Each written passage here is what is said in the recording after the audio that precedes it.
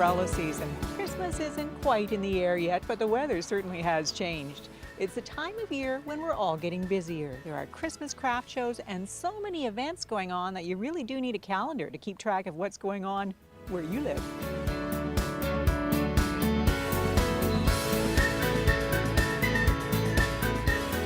Yes, there is an awful lot going on right here where you live, and you know, I'm guessing some of it you don't even know about.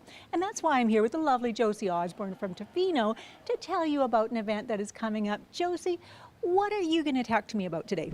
I'm going to tell you all about a man called Sean Loney, who's coming to speak here in Port Alberni, and why every one of your viewers should come and see him speak. Okay, so everybody out there knows what my next question is going to be. Who is Sean Loney? Sean Loney is one of Canada's biggest change makers. He's an author, he's a speaker, and he's the co-founder or creator supporter of 11 different social enterprises across Canada. He works with communities to help local economies emerge and solve some of society's biggest problems. Now, this sounds like somebody that we all need to hear about. He's written a few books, I think. He has. His most recent book is this, An Army of Problem Solvers. So when there are problems that need to be solved, who do you call in? You call in the problem solvers. And who knows how to solve a problem? People who live in communities and face problems every single day. So Sean is absolutely fantastic. I've seen him speak before, very inspiring, and I think really relevant to the Alberni Valley and the Alberni-Clayoquot region. So I think one of the most interesting things about Sean, when I looked up about him, is exactly what you said. This isn't a solution that's being imposed on a community or a group by outsiders. It's an attempt to work within the group and come up with organic solutions to problems. That's right. I think Sean recognizes that people know their communities best and they know what the obstacles to success are, and he helps problems with solutions that emerge from discussion and from some of the policies that he's observed at senior levels of government that kind of get in the way. Local communities often know how to solve their own problems, and Sean is really inspiring and helping to lead change in that way. Well, Josie, I can tell he's inspired you. You're loving to talk about him. We're going to tell you a little bit more about him in a few more minutes and tell you what exactly is happening right here in the Alberni Valley. But before we do that, we are going to tag along with a group of elementary students as they head out to McLean Mill, the best day of school ever. If you want to learn about trees, you should spend time in a forest. And if you want to learn about forestry, well, what better place than McLean Mill, where for the third year in a row, grade 5 students from School District 70 are doing some hands-on learning during National Forestry Week. We are basically learning about all the different components of the forestry industry, so learning about riparian zone management and talking about the Hupatchesets' use of the forests and how they also work to protect them. It's a big day of learning that takes a fair bit of planning, all made possible by the local forestry office, along with private sponsors and a lot of volunteer hours. I think we have about over 300 kids, grade 5, and they really get to experience all the different attributes and things that we have to offer in forestry. Whether it's fighting fires, learning about First Nations culture, learning about trees and seedlings and how trees grow. So we're really trying to focus on our children because they are our future and they are our future for forestry as well. And from an education viewpoint, a day like this meshes perfectly with the BC Schools curriculum. Nice job. It fits into pretty much every single component because they'll be able to write about this when they get back. They'll learning about habitat and all the different organisms that work together in different environments, and just learning about just the hands-on creative component of being outdoors and having access to nature and how important that is for overall wellness. I think it's a very good way to learn. We got a hose and stuff. We also got to learn about First Nations, the territories, and near the creeks and what kind of animals live there. All right, so it's a bit of a race. You ready? On your mark. Now, the students are clearly enjoying their day, as are the folks who are presenting the information. But there's more to this field trip than maple syrup and riparian zones. There's also an increased understanding of the cultural values that exist not just in the forest, but in society at large. This is just our lifestyle. This is just, especially when you come into the culture end of it, this is something we do every spring, every summer, every month has a different collection time, and this is just a way of life. So the more interactions, the more acceptance, the more, and it just takes care of the younger age. Everybody wants to try putting one in. This is my favorite way to teach. I live for this outside of the four walls because to me that's the most important, valuable lessons that they'll learn. And remember, at the end of the year, they will think back and they'll remember that time that they held the salamander or the frogs or the time that they got to hold the fire hose. And it all comes together with just building their self-esteem and their life experience and their knowledge about where we live. I have a picture in my office on my wall of the first National Forestry Week out at McLean's Mill, and I look at that day very often. It's one of the highlights of my career, without a doubt. A career highlight, the best day of teaching, and a great day of learning. Not a bad way to mark National Forestry Week.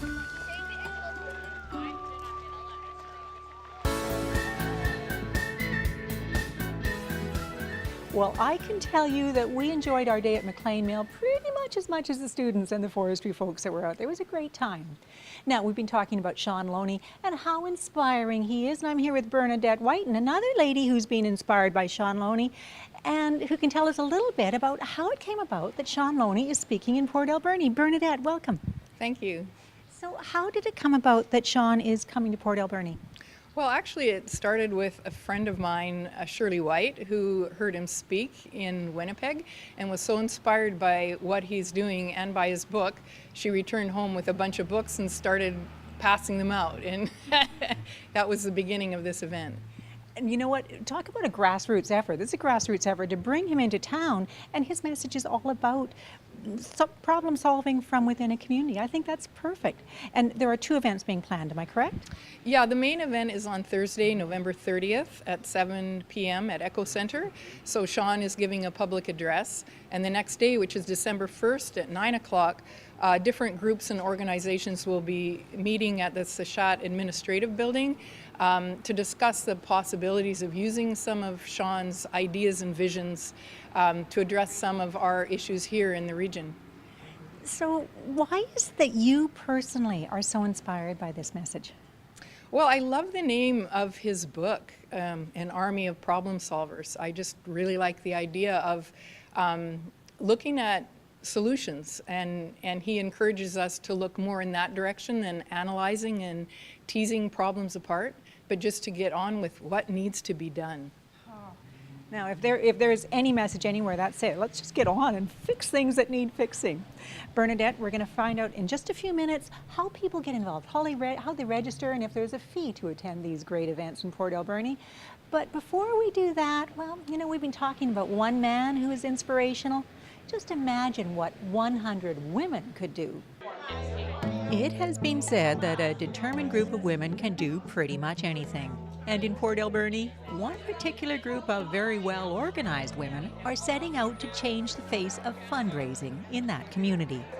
We have gathered together a lot of women who want to give back to their community.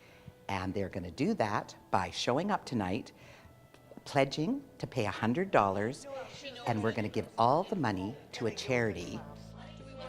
The group is called 100 Plus Women Who Care in Port Alberni, and their commitment is to meet 4 times a year, where each woman will donate $100 to a charity chosen by the group. And if you do the math, that's a $10,000 donation. I mean, what a simple, fabulous concept. I think it's brilliant. And I think it's just such an easy way to make a huge impact on our town. And that was Maureen Mackenzie's dream, our founder, who really wanted to give back to her community. Thank you so much for joining this amazing organization. This group started from one woman, Maureen Mackenzie. It's women who care that can make a difference by doing something that's relatively easy for probably most of us. I think it's just going to be an awesome opportunity to network with people you don't see all the time. We're all busy. I'm sure I probably know a lot of the women here tonight. It's not a new concept. 100 Women Who Care was started in 2006 and has hundreds of chapters across North America, each tailored slightly to meet the individual community's needs. But what is the same is the method of giving. Each member has the opportunity to nominate a charity, 3 of which are selected by random draw and voted on. They have a secret ballot in their lanyards that I'm wearing, and we all will write the name of the charity that we think deserves the money. They are all taken outside, they'll be counted, and when they come back in, the charity will be named and we'll present them with a very large check. I like to contribute to the community, and just knowing that I can make a worthwhile contribution, but when it's multiplied by 100 people, just one charity being able to get $10,000, that's pretty big. Like, there's not a lot of funds available like that anymore, and I'm pretty excited to see what charities are up for nomination and where we can go from with this. I call it a revolutionary new way of volunteering. I volunteer for many organizations, and it takes a lot of time and effort to make enough money to have some impact on a charity. And they did have an impact. At the end of their inaugural meeting, 100+ Women Who Care Alberni voted to present Port Alberni's Bread of Life with their first big check. Want to get involved or find out more? Visit their website. After all, the name is 100+ Women Who Care, and the bigger the membership, the bigger the donation.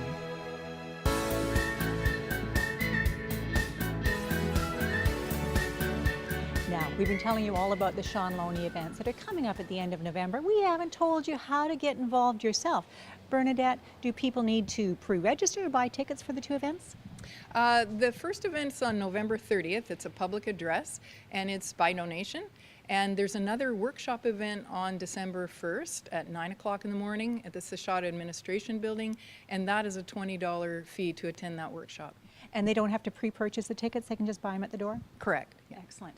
And Josie, who should come? I know you ladies think everybody should come, but who specifically should come? Well, really everybody should come, and I mean that. But to Sean's address on the Thursday night, anyone who's interested in making this community and region a better place to live. So people who are interested in economic development or business, First Nations, reconciliation, social justice, environment, human health and well-being, I really mean pretty much everybody. Pretty much everybody. It really, and you know what, I agree, it is pretty much everybody should be coming out to these 2 events. Certainly the first event on the Thursday night. Ladies, thank you so much for telling me about it. I bet you lots of these folks wouldn't have heard about it if you weren't here today, so thank you so much.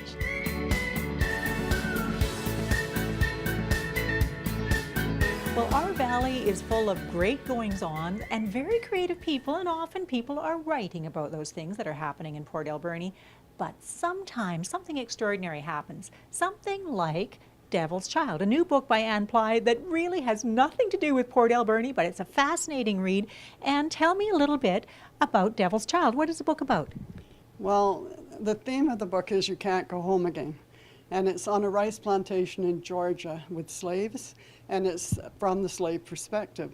It's the same time period as Gone with the Wind. And the story is one slave girl's story. Her name is Trudell. And there's an old woman there who was dragged away from Africa, lost everything, and she even lost her name. And I think your listeners would be able to connect with this story, because all of us have lost something. We've lost a person or a place or a way of life which we dearly love to have back, but we can't get it back because, as Pearl would say, you can remember it, but you can't want it back, because as of today, it's gone. Oh, Anne, this sounds like a book, like a theme that will resonate with so many of our viewers here.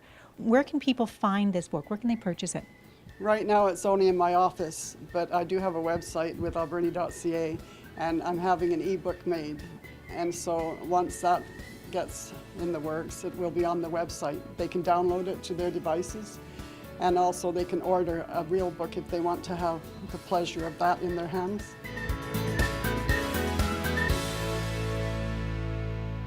You know, I've had the pleasure of interviewing Anne Ply several times over the years, and she is so passionate about her writing. Devil Child is going to be a definite pleasure to read, and you know, it's the first of a series of 3, so you're going to watch for more coming from Anne Ply.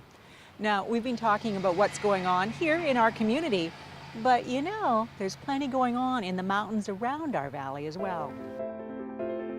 Imagine falling asleep on the top of the world, with stars so close that you can almost reach out and touch them. A place so beautiful that it takes your breath away.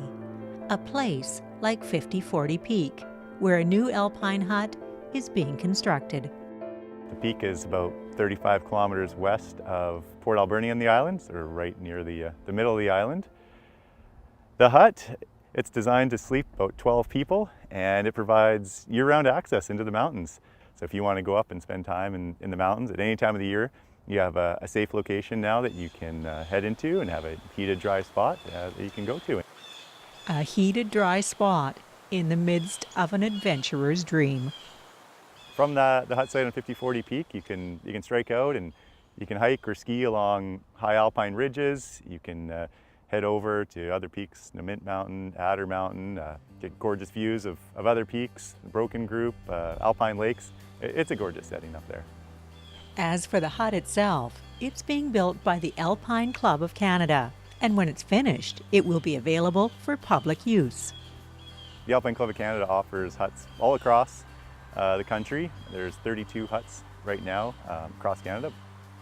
People apparently wanted this hut pretty badly because the private donors came up really fast with some money. Right behind that, MEC provided $15,000, which was a key donation. And then the big one that really made the project go ahead was a significant contribution from the Island Coastal Economic Trust. Without that funding, the project wouldn't have gone ahead. And I think part of the reason they supported the project is it really increases tourism, adventure tourism in the area. Well, it will definitely be a tourism draw, and it's been an amazing volunteer undertaking. Just think for a minute about the logistics involved in building a structure like this on a mountaintop. We got a big helicopter in and started flying all the loads up the mountain. We did well over 40 loads, maybe 60,000 pounds. And that was an exciting day. An exciting day, but not nearly as exciting as the hut itself. It sleeps 12 people, so it'll have heating from a wood pellet stove. It will have solar power and LED lighting. The hut itself is positioned facing an awesome mountain called Triple Peak. Right off the front glass, you're looking at this gorgeous view of the mountains and over Cobalt Lake, and you can see across a huge swath of Vancouver Island from the hut site. The hut site is accessible by 3 different trails. The most common is the Cobalt Lake Trail, a steep 2 or 3 hour hike. But make sure you reserve your spot in the hut beforehand. All they have to do is reserve through the Alpine Club of Canada's reservation system. The overnight fee to recover operating costs hasn't been set yet, but it looks like it'll probably be about $20 a night or so. Whatever it costs us to run the hut is what guests will be charged overnight. The costs are low because the Alpine Club of Canada is a registered charity, a charity that relies on volunteers. I've been amazed really at how many people have come out of the woodwork to support this project. Right now, our volunteer list is at about 200 people. We've had excellent volunteer crews on the weekend. Weekdays are a little light, so if people have time on weekdays and want to come up and help contribute to building this hut for Vancouver Island, then please contact us at huts@accvi.ca. Oh my goodness, weren't those photos just so beautiful? I am going to definitely be booking that alpine hut for an overnight stay, probably after the snow is gone in the springtime. I'm definitely more of a fair weather hiker. Now, we're almost at the end of our show, but before we say goodbye, we're going to share with you one more story, one that was shot a few years ago, but is as relevant today as it ever was.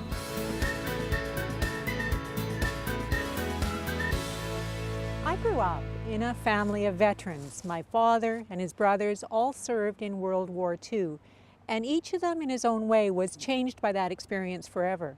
So for me, like millions of other Canadians, November 11th, Remembrance Day, has always been sacred. Monty Elliston understands that sacredness better than many. A 35-year veteran of the armed forces himself, he grew up during World War II with an absent father who was serving overseas. I didn't really understand at the time, but looking back, I see glimpses of what was going on at the time. Seeing all these guys in uniform and hearing some stories about what had happened during the war, and you begin to wonder how somebody can be away that much and still come back. That was the question. How could anyone survive the situations that he heard the returning soldiers speak of? And those stories made an impression that Monty has never forgotten. We can't forget the sacrifice that those others have made for us. It's not just the ones that didn't make it home, but the wounded, and what they call today PTSD, they call shell shock. There's many different injuries, not all physical. No, not all physical. And maybe this is the heart of Remembrance Day, the meaning behind Lest We Forget, the memories of soldiers. War is not a game. It's not fun. It's and both sides, whether they're the enemy or not, there's suffering on both sides. The enemy has a family too.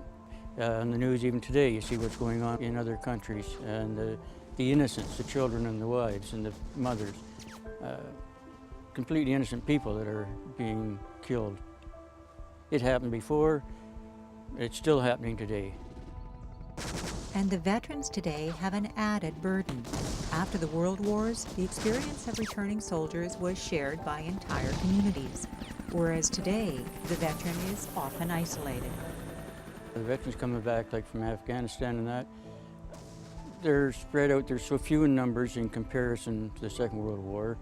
And also the Korean War vets are the same way. There's so few of them in comparison to the Second War. In this town alone, I know of about 3 families. I don't know the families, but I know of about 3 of them that have sons that served in Afghanistan. And it's them, as well as the veterans of past conflicts, that Monty thinks of every November 11th as he watches young people file into the community center for Remembrance Day services. War is hell. It's not just a saying.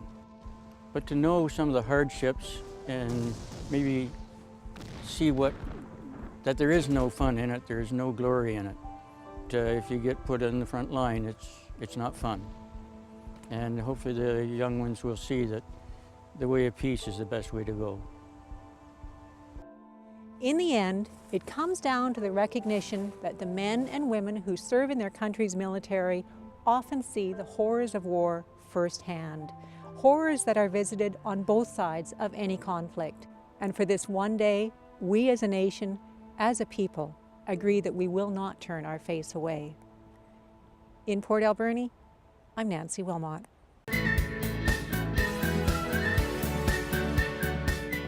Authors and foresters, alpine huts, and new ways to give back to the community. This is really a great place to call home. If you have a story you'd like to see on our program, please give us a call. We'd love to hear from you. In the meantime, thanks for watching, and we'll see you next time where you live.